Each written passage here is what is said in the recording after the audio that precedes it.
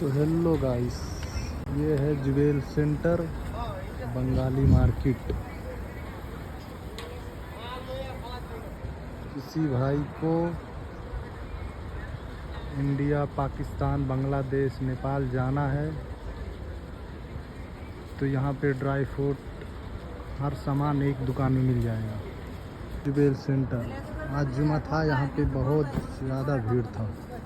दोपहर में देखिए कितना कचरा है यहाँ पे सब। मार्केट, इसके अंदर सब मोबाइल रिपेयर, मोबाइल मिलता है सब।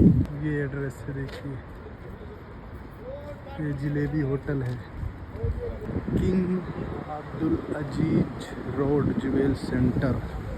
इशारा है ये सिग्नल पे। फ्राइडे के दिन बहुत भीड़ होता है, आज के दिन, जुमा के दिन कंपनी लोग का छुट्टी रहता है, बहुत भीड़ होता है आज के दिन, चलने का जगह नहीं मिलता है।